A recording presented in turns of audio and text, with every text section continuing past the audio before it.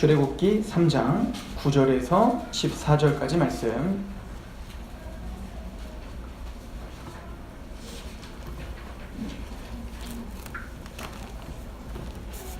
출애굽기 3장 9절에서 14절 우리 한 목소리로 같이 하나님 앞에 봉독해 드리겠습니다.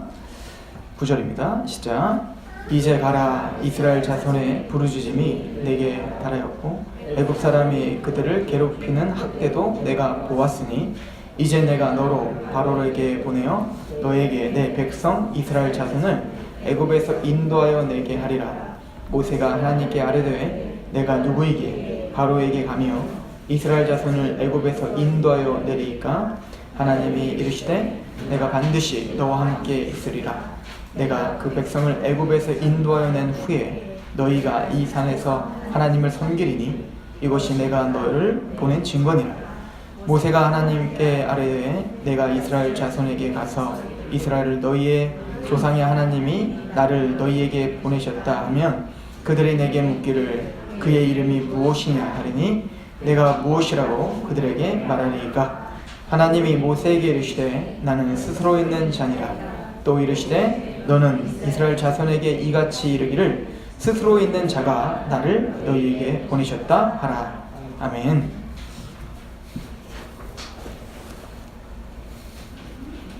우리는 모세가 부름받는 장면을 상고하고 있습니다. 모세는 자기가 할 수 있는 힘과 또 자기가 할 수 있는 최대한의 고집을 부리면서 사실은 하나님의 말씀 앞에 순종하지 않죠. 고집을 부리고 못 가겠습니다. 나는 갈 능력이 안 됩니다. 뭐 이런 이제 그런 이야기들을 이제부터 계속 하게 될 것입니다. 호기심 가운데 하나님 앞에 다가섰던 그 모세에게 하나님은 이곳은 거룩한 곳이니 내 신을 벗으라 라고 말씀하셨죠. 경외함으로 서 있어야 된다는 겁니다. 하나님 앞에 설 때는 그 하나님의 하나님 되심 앞에 그 경외함, 또 하나님을 존중하고 또 하나님의 영광스러움 앞에 서 있는 그런 태도가 필요하다라고 하는 것을 우리가 지금까지 상고했습니다.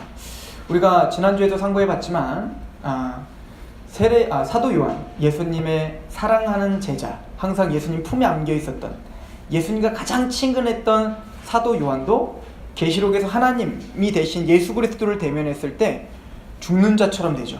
그러니까 그 예수 그리스도, 하나님의 되신 그 예수 그리스도를 발견한 즉시 그의 모든 생각과 마음이 무너져 내리죠. 다니엘도 그랬고 또 에스겔도 그렇고 또 이사야도 그 하나님을 대면했을 때, 직면했을 때 화로다 나요. 내가 죽게 되었다라고 하나님 앞에 자신의 본 모습이 드러나게 되는 거예요. 그 거룩한 빛 앞에 섰을 때 형광등으로는 보이진 않지만 이제 강한 서프트라이트를 비추면 강하면 빛이 강할수록 거기에 세세한 먼지까지 보이는 것처럼 그 거룩하신 하나님 앞에 섰을 때 우리가 얼마나 비천한 존재인지, 우리가 얼마나 하나님 앞에 자격이 되지 않는 자인지를 그것을 바라보고, 그래서 예수 그리스도 앞에 나아가 십자가로 하나님 앞에 선다는 것이 얼마나 큰 기적인지를 아는 것, 그것이 사실 예배고 또 그것이 하나님이 우리에게 주신 또 세상 사람들이 감히 느낄 수 없는 하나님에 대한 숙모, 즉 사랑하며 경외하는 마음을 우리에게 주셨죠. 모세는 그런 태도로 하나님 앞에 서 있어야 됐습니다. 근데 하나님은 모세에게, 그렇게 하나님 앞에 서 있으려고 하는 모세에게 하나님은 사명을 주시죠. 그래서 오늘 본문에 보시면 9절부터 보시면 이제 가라. 이스라엘 자손의 부르짖음이 내게 달하였고 애굽 사람이 그들을 괴롭히는 학대도 내가 보았다. 이제 내가 너를 바로에게 보내어 너에게 내 백성 이스라엘 자손을 애굽에서 인도하여 내게 하리라. 하나님께서 지금 모세를 부르시는 목적은 분명합니다. 모세를 통해서 이제는 하나님의 택함 받은 백성들, 아브라함의 자손, 이삭의 자손, 야곱의 자손인 그 이스라엘 백성들에게 하나님이 400년 전에 약속하신 그 약속을 이루셔야 됩니다.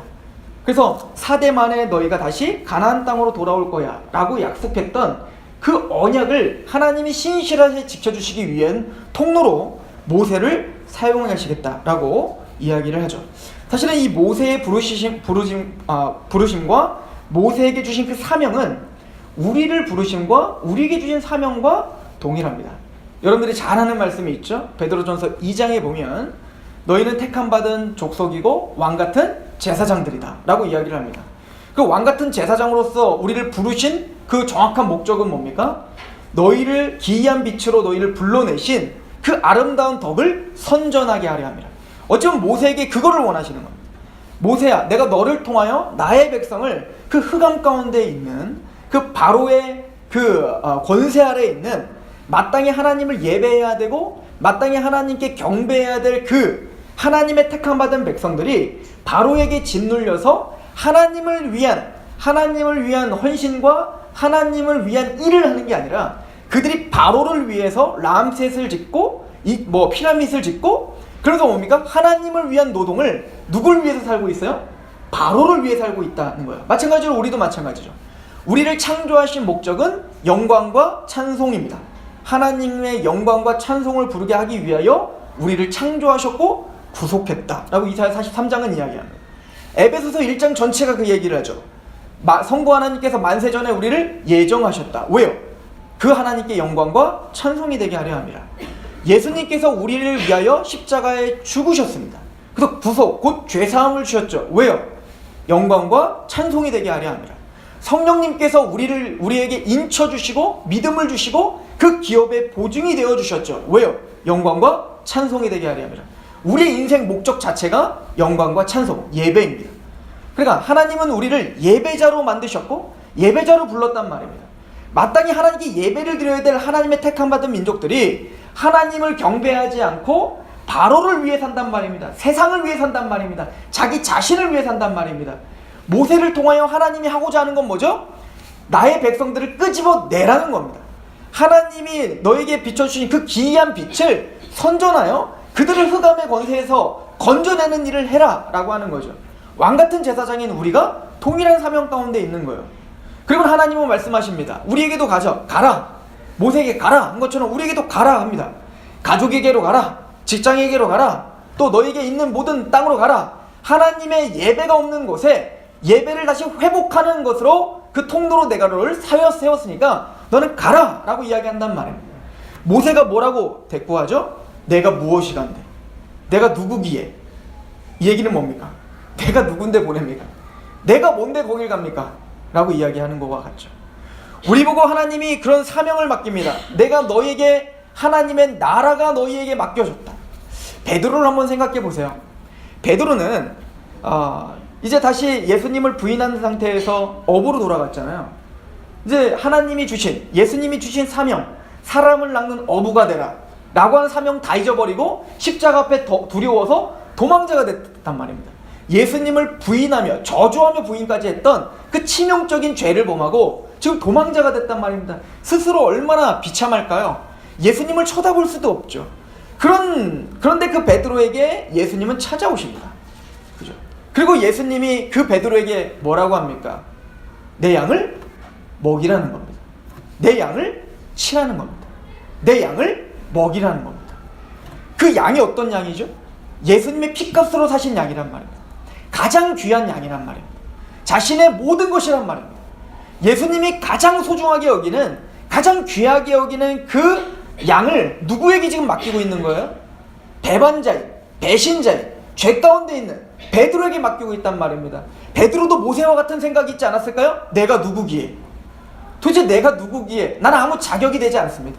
나는 그럴 만한 실력도 없습니다. 하나님이 아시잖아요. 40년 전에 내가 하나님이 이스라엘 백성들을 구원할 거라는 걸 나도 알고 내 힘과 내 열정과 내 열심과 나의 모든 것을, 내 지위를 사용하여 어찌하든 이스라엘을 구원하려고 했지만 나 실패자가 되고 살인자가 돼서 지금 도망자가 돼서 나 가진 거 이제 아무것도 없는 그런 어떻게 보면은 나그네와 같은 인생이 됐지 않습니까? 차라리 그때 불러주시지. 그때는 건강이라도 했죠. 지금은 나이를 많이 들었습니다. 지금은 아무런 비전, 어떤 열심, 열정 이런 것도 싹 없어졌습니다. 그때는 말도 잘했지만 지금은 말도 하지 못합니다. 왜 지금 하필 지금 나를 불러주십니까? 지금 내가 하나님 앞에 드릴 게 없습니다. 지금 내가 하나님 앞에 뭔가 해드릴 게 없단 말이에요. 그때는 해드릴 게 많았단 말입니다. 왕자였으니까. 가진 것도 많았단 말입니다. 나를 따르는 부하들도 많았단 말입니다. 내가 갖고 있는 지위도 괜찮았단 말입니다. 그때는 40세 아주 팔팔할 때였단 말입니다. 그때 드릴 게 많을 때 나를 부르시지 왜 아무것도 드릴 게 없는 나를 부르십니까? 양 한 마리 낼 게 없는데. 게다가 나는 심리적으로도 이미 위축당했습니다. 하나님에 대한 실망함이 있었고 이스라엘 백성들에 대한 실망과 또 바로에 대한 공포가 있습니다. 하나님 잘 아시잖아요. 내가 40년 동안 바로를 피해 여기서 살면서 바로가 군사를 끊고 나를 잡으러 올까봐 얼마나 겁내면서 두려워 살았는지 하나님 아시지 않습니까? 내가 누구기에 나를 보내신다는 얘기입니까? 사실은 우리의 물음 아닙니까? 하나님, 우리는 우리 살기도 바빠요. 나 먹고 살기도 바쁘고 내 처자식 또 내 자녀들 학교 보내고 그냥 일상적으로 우리가 평범하게 사는 것조차도 버거운 사람입니다. 사명? 하나님의 나라? 먼저 그의 나라 그 의를 구하라? 뭔가 나에게는 하나님 사치인 것 같아요. 지금 내 힘, 내 육체 하나 건사하기가 너무 힘들단 말입니다. 근데 교회 오면 맨날 뭘 하래요. 하나님의 나라를 위해 살으라고 한답니다. 복음의 사도가 되라는 거예요. 왕같은 제사장이 되라는 겁니다. 너희 몸을 거룩한 산제물로 드리래요. 하나님, 내가 누구기에 그렇게 해야 됩니까? 나의 수준을 너무나 잘 아시지 않습니까? 어찌 보면 모세가 하나님 앞에 그렇게 질문하고 있는 것 같지 않습니까? 우리가 차마 말로는 말을 못하지만 우리도 사실은 그런 질문들과 그런 의문들이 우리에게 있지 않습니까? 우리가 우리 살기도 힘듭니다. 하나님, 무슨 하나님의 나라? 그거보다 그냥 나 죄 안 짓고 그냥 평범하게 사는 것도 힘든 사람이에요. 지금 모세는 하나님 앞에 그렇게 울부짖고 있는 듯한 모습입니다. 하나님 뭐라고 대답하실까요? 모세가 원하는 대답은 아닌 것 같아요. 내가 너와 함께 할게 입니다. 나 못 가겠다는데 그냥 내가 너와 함께 하겠다는 겁니다. 설교가 그 내용이죠. 우리 항상 설교 그거잖아요. 힘들어 죽겠습니다. 그래, 나 안다. 내가 함께 할게. 가자. 알아요. 하나님 함께 한다는 거 알아요. 모세 몰랐겠어요? 어머니에게 아마 교육을 받았을 겁니다. 우리가 믿는 하나님이 누군지, 아브라함의 하나님, 이삭의 하나님, 야곱의 하나님이 누군지, 하나님이 아브라함과 이삭과 야곱과 어떻게 동행했는지, 아브라함을 어떻게 애굽에서 건져냈는지 모세가 몰랐겠습니까? 다 알았을 거란 말입니다. 알아요. 하나님 함께 한다고 안다고요. 근데 난 못 갑니다. 내가 누구기에 갑니까? 우리가 성경을 통해서, 설교를 통해서, 말씀을 통해서 우리는 수도 없이 들었습니다. 하나님 우리와 함께 하신다고요. 그거 못 믿는 사람이 어디 있어요? 근데 실제적으로 모세처럼 나가려고 하다 보니 실제적인 삶 속에서 그것을 믿으려고 하니 이게 참 안 되더라는 겁니다. 하나님이 아무리 내가 너와 함께 하겠다라고 해도 우리 마음에는 내가 누구기에? 라는 말이 터져나오더라는 얘기인 거죠. 그리고 하나님은 말합니다. 내가 너희를 이 산으로 데려와서 반드시 너를 통해서 그 백성들을 이 산으로 데려와서 나를 예배하게 할 것이다. 그것이 증거야. 즉 뭐죠? 나는 말로 말하지 않을게. 행동으로 내가 너와 함께함을 보여주마 라고 하나님 말씀하시는 겁니다. 지금 모세를 하나님은 많은 말로 설득하지 않습니다. 모세는 많은 말을 원했습니다. 꼭 욥이 그 고통 가운데 있을 때 하나님 앞에 하나님 빨리 나오셔서 나와 변론합시다. 이 얘기는 뭐죠? 나를 설득해 주십시오. 납득시켜 주십시오. 라고 이야기했지만 하나님은 많은 말로 설득하지 않습니다. 나는 창조주다. 라고 이야기하실 뿐입니다. 모세도 마찬가지죠. 하나님, 내가 누구기에 나를 보낸다는 얘기입니까? 그래? 내가 너와 함께 할게. 많은 말 하지 않으마. 네가 나와 함께 가서 그들을 데리고 이 산에 와서 하나님을 예배하게 될 것이다. 그게 증거다. 이 얘기는 뭐예요? 변함없는 하나님의 뜻이다는 거예요. 네가 좋든 싫든 그 일은 이루어질 거다. 네가 뭔가 믿음이 좋아가는 게 아니야. 넌 나와 같이 갈 거다. 네가 어디 있든 내가 너와 함께 할 거다 이거예요. 그리고 마침내 내가 너에게 이야기한 그 언약은 반드시 성취되어 그 백성들을 반드시 데리고 와 이곳에 나에게 무릎 꿇게 할 거다. 그게 증거다. 그 주권과 그 통치가 너와 함께 할 거다. 하나님은 오늘 우리에게도 동일한 이야기를 합니다. 맞아요. 우리는 사실은 그런 사명에 불타는 사람들은 아닙니다.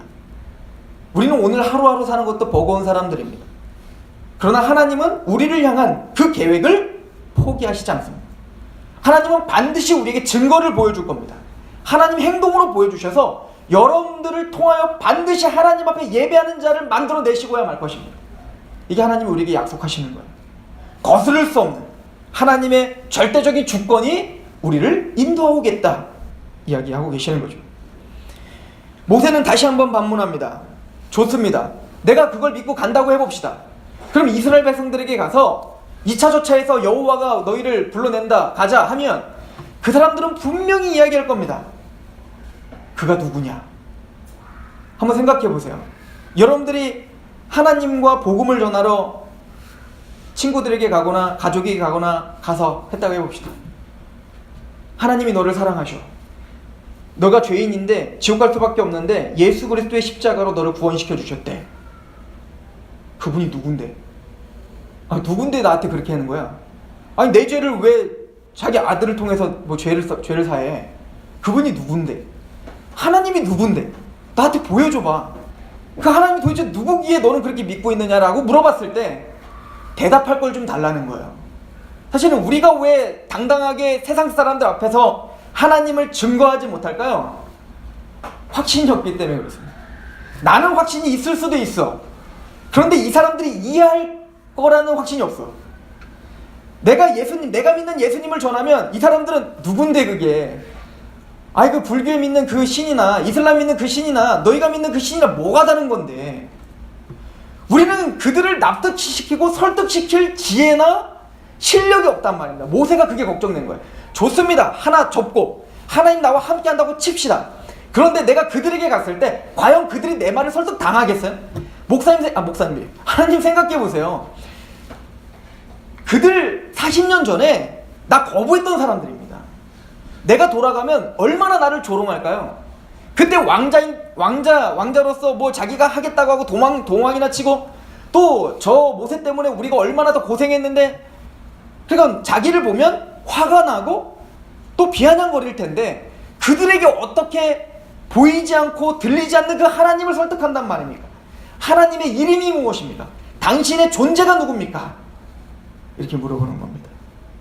그때 하나님께서 자신의 존재를 드러내십니다. 그게 바로 오늘 핵심입니다. 나는 스스로 있는 자다. 대단히 어려운 얘기예요. 나는 스스로 있다. 이건 우리가 의역한 겁니다.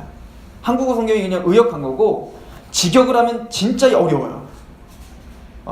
직역 자체가 좀 정확하게 될 수가 없어요. 이 말은 바로 나는 나다 이 뜻이에요. 도대체 그분이 누굽니까? 예수님을 믿으십시오. 그럼 그 사람이 그 신이 누군데? 그분은 그분이야. 이거와 똑같은 거거든요. 근데 하나님이 우리에게 설명할 때 본인을 뭐라고 설명하시냐면 나는 나다 라고 표현을 해요. 이 말을 헬라어로 번역을 하면 에고에이미, 그냥 I am, that I am, 아니면 I am who I am 이거예요. 그러니까 나는 그냥 나다 이거예요. 그러니까 나는 존재하고 나는 존재한다 이 뜻인 거예요. 그러니까 목적격이 없어요. 그냥 비동사만 있는 겁니다. 나는 나예요. 나는 그냥 존재하는 겁니다. 이 에고에이미라고 하는 이 말은 그 신적 칭호입니다. 그래서 유대인들에게는 그 에고에이미, 나는 나다라고 하는 이 말은 여호와께 돌려지는 유일무이한 어떤 존재에게도 부합되지 않는 오직 유일하신 여호와께만 돌려지는 칭호가 바로 에고에이미예요. 그런데 요한복음은 이 칭호를 누구에게 계속 붙이냐면 예수님에게 붙입니다. 그래서 예수님이 십자가에 달려 돌아가시길 때 군병들이 와서 잡아가잖아요. 그래서 누구냐? 누가 예수냐? 막 물어봤을 때 예수님이 뭐라고 하죠? 내가 그로라. 이게 에고에이미예요. 내가 그로라라고 표현했지만 나는 나다 이렇게 표현한 겁니다. 그럴 때 내가 그로라 라고 할 때 군병들이 나가 떨어져 엎드려졌더라 라고 말합니다. 왜죠? 하나님의 신적 칭호가 나는 바로 여호와다, 나는 스스로 있는 자다 라고 칭한 겁니다. 거기에 뭡니까? 압도당하여 군병들이 뒤로 나자빠진 거예요. 그 스스로 있는 자가 바로 누구라는 거예요? 예수 그리스도다 라고 신약 성경은 우리에게 가르쳐주고 있어요. 오늘 오전 설교랑 약간 비슷하죠?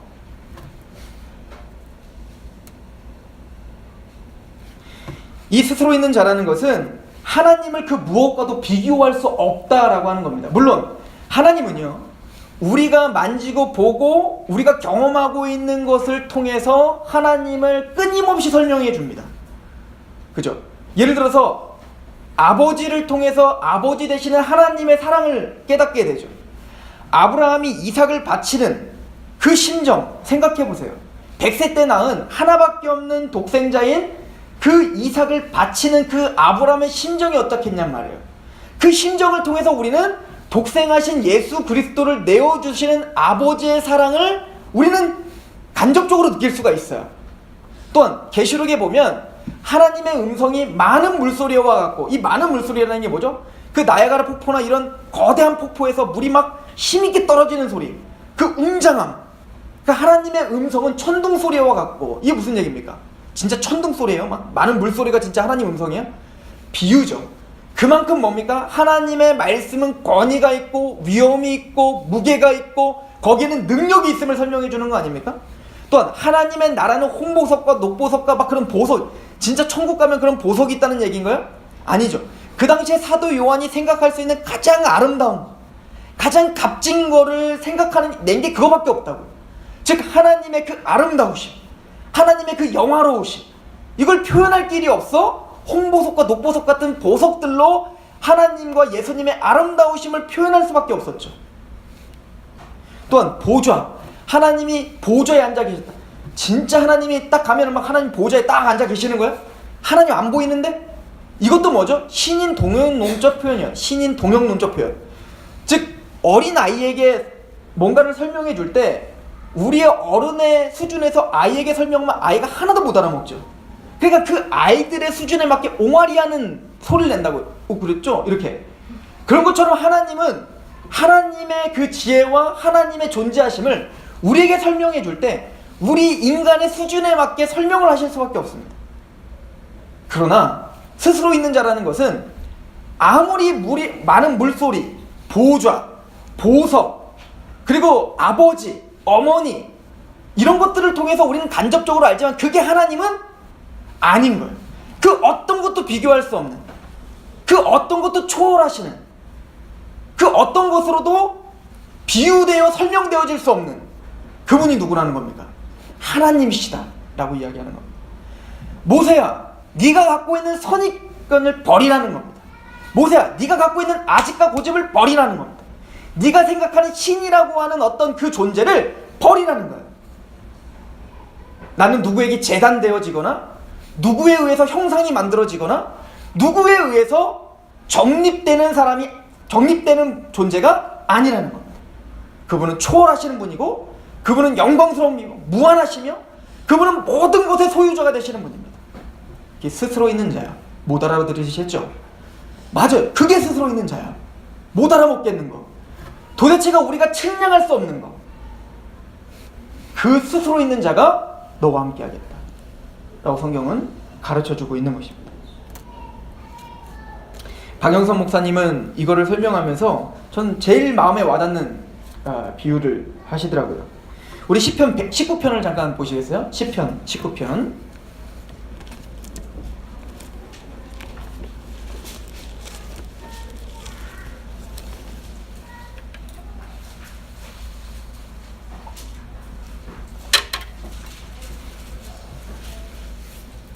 시편 19편 1절부터 제가 한번 읽어보겠습니다. 하늘이 하나님의 영광을 선포하고 궁창이 그의 손으로 하신 일을 나타내는도다.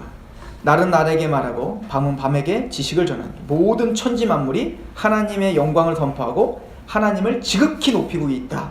예배하고 있다는 거죠. 인간만 빼놓고 다 예배하고 있습니다. 3절 언어도 없고 말씀도 없으며 들리는 소리도 없으나 그의 소리가 온 땅에 통하고 그의 말씀이 세상 끝까지 이르도다. 하나님이 해를 위하여 하늘에 장막을 베푸셨도다.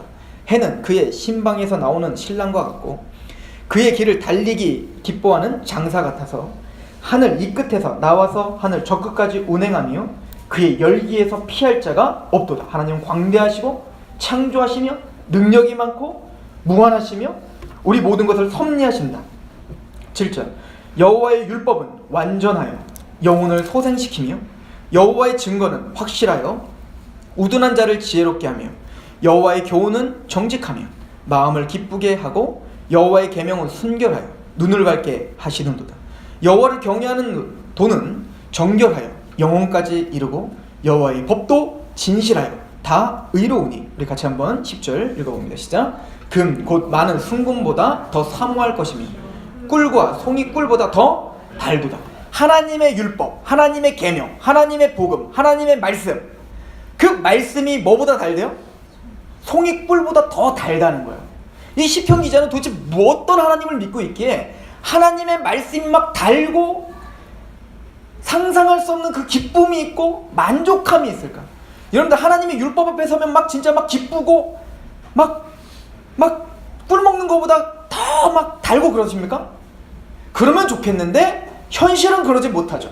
하나님의 말씀 앞에 섰을 때 내가 그 앞에 하나님의 말씀 앞에 현저히 자격이 안 되는 나를 보며 통회할 수밖에 없는 게 우리인데, 하나님의 말씀을 우리가 듣다 보면 그 말씀을 순종하지 못하는 그 비천한 내가 보이는데, 그래서 나를 아프게 하는데, 그래서 디모데에게 사도 바울이 뭐라고 합니까? 하나님의 말씀은 교훈은 뭐죠? 교리를 말합니다. 하나님의 교리, 진리, 교훈과 그 다음에 따라오는 게 뭐예요? 책망인데, 하나님의 그 교훈, 하나님의 진리 앞에 서면 책망을 받습니다. 이건 구원받지 않은 사람의 문제가 아니라 구원받은 우리도 그렇단 말입니다. 끊임없이 책망받아요. 하나님 말씀 앞에 서지 못하는 것에 책망과 바르게 함과 의로 교육하게 유익해요. 게다가 책망받을 뿐만 아니라 이제는 예 맞습니다, 하나님 말씀대로 살아야죠 라고 딱 쳐다보면 너무 멀어서 엄두가 나질 않는 겁니다.